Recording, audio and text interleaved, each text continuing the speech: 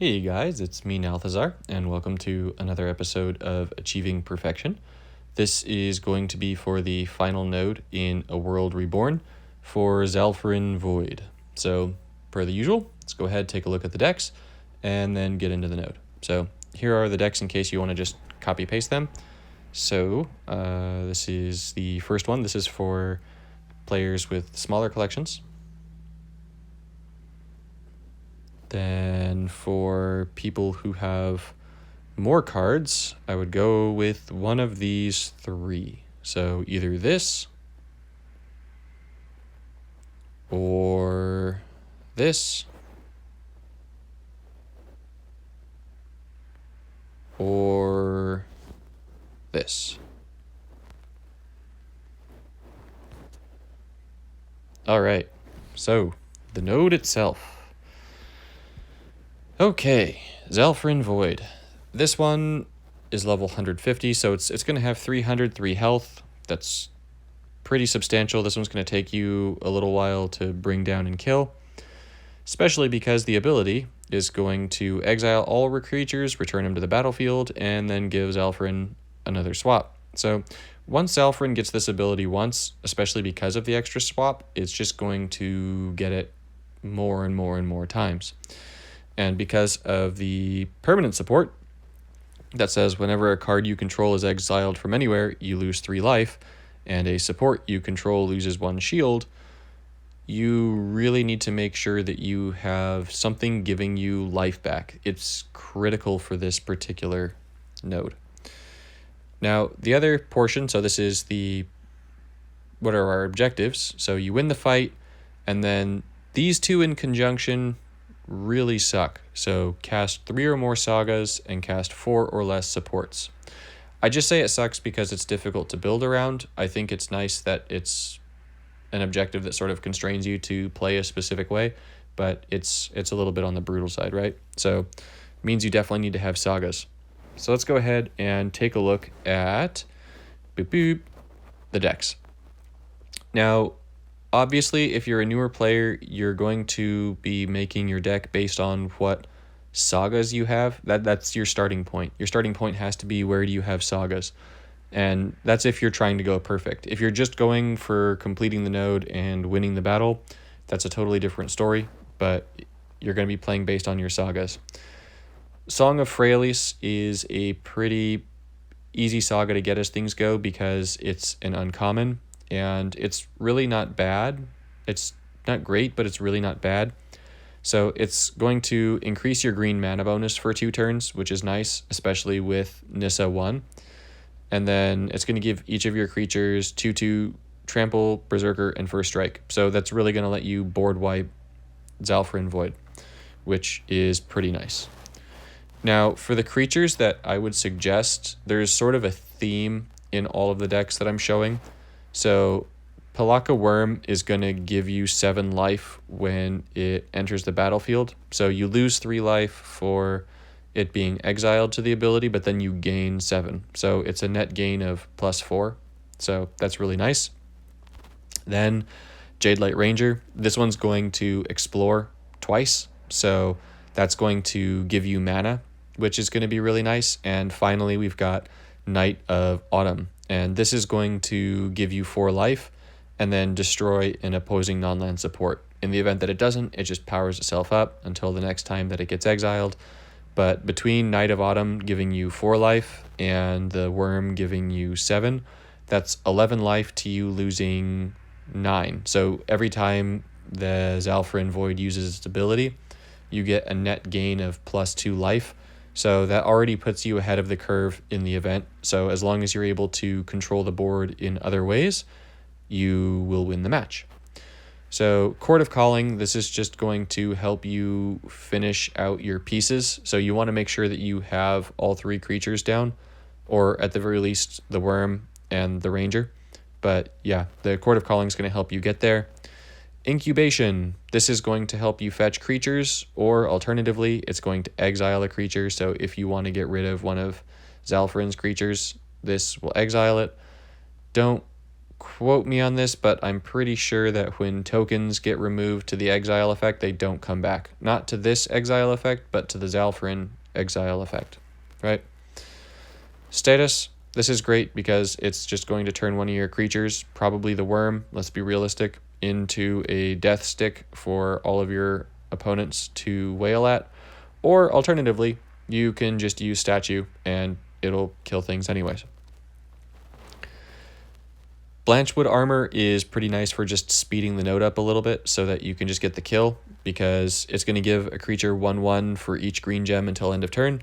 And between Jade Light Ranger flickering on and off the battlefield and you using either that Nature's Bounty or Nature's Regrowth ability, ideally there's going to be a bunch of green gems, and so in using Blanchwood armors, you'll be able to power things up pretty high and get some kills. Or kill your opponent, right?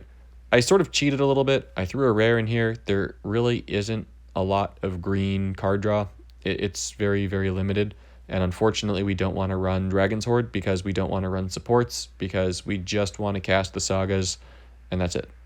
So this is going to draw cards and give you life, which is really important because that whole exiling thing. So, and then the final card is Bond of Flourishing. I threw this one in just because it lets you sort of pick which card that's coming up that you want to get first, so you can sort of prioritize things, and it gives you more life. So that's going to help you out in the event that there's a card in there that you don't want.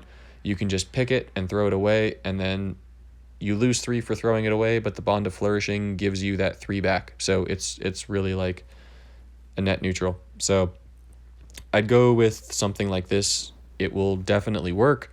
It's just going to be a little bit of a slow and steady match.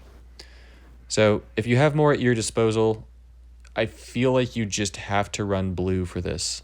And you kind of have to run blue for this because of the Antiquities War. This is the end-all be-all best saga to use for this node, because it's going to fetch the next support in your deck and then give it mana. So if you're using the Antiquities War and only the Antiquities War as supports, it's just going to keep fetching more and more Antiquities Wars. So what you do is you just play your 3 Antiquities Wars, and then you just stop playing sagas. So you throw away the 4th that's going to get pulled out of your deck from the Antiquity War ability. And that 4th one getting pulled out of your deck is great, because that means that out of the 40 cards that are in your original deck, you've now pulled all 4 of your sagas out. So ideally, you're not going to draw them, and you're just going to draw the other good stuff, and that's great. If the game goes on long enough that you start drawing sagas again, just throw them out. Don't cast them. Take the 3 life hit, and you've completed your objective. So this is definitely the best way to go to complete the objective for sagas. Now, otherwise, you're going to see that all of the different versions of my decks include something that's going to gain life upon entering the battlefield, something that's going to kill things upon entering the battlefield, and something that's going to give us mana. So this just gives us absolute control and totally takes advantage of Teferi's abilities. So here, Rakdos is going to be killing upon entering the battlefield. Ideally, we have the red gems, and it's going to go ahead and kill the entire opposing board. Verdant Sun's Avatar is definitely the best choice for this node for like any creature at all, because you gain life for all the creatures coming back in, and so every time the Zhalifirin Void uses its ability, you're just going to gain a ton of life. And then Zakama is another one that, if you have it, is a must for this because of all that gem conversion. So every time Zhalfirin uses its ability, you just get crazy mana. So those 3 creatures work really, really, really well together. Then to close out the deck, I've got Blue Sun Zenith. You'll notice that this is Brokon, but I am not using Apex of Power. I am not using Apex of Power because I do not want to accidentally cast extra Antiquities Wars, which is also, by the way, I know that a lot of people really like this card for this, but don't do it. Just don't do it, Jim. Gin of Wishes. This is going to put down the wish tokens, which, come on. There we go. So it's going to put down the wish tokens that are going to give you free cards from your deck. You want to be careful about this in the event that you match your gems destroy the wish tokens, and then have an unfortunate situation where more Antiquities Wars get pulled and played for free because this gives you free cards. So really, because of that, I really would not use Djinn of Wishes, right? So I love the card, and it's a great enter the battlefield effect, but still, I wouldn't use it. I would run something like these three. So Blue Sun is not going to give you enough mana for an Antiquities War. Summoner's Pact, this is amazing because it's going to get you your Verdant Sun, your Zakama, or your Rakdos. But eventually, you're going to get the Verdant Sun, and then you're just going to be getting so much life that your life doesn't really matter. Vivian's Invocation is going to let you pick the Verdant Sun. That's very important. Or if you already have Verdant Sun, you then, like with Nissa, you're going to pick your 3 creatures out. You want to have all 3 out, and then you win. River's Rebuke gets rid of all the stuff in your opponent's play field.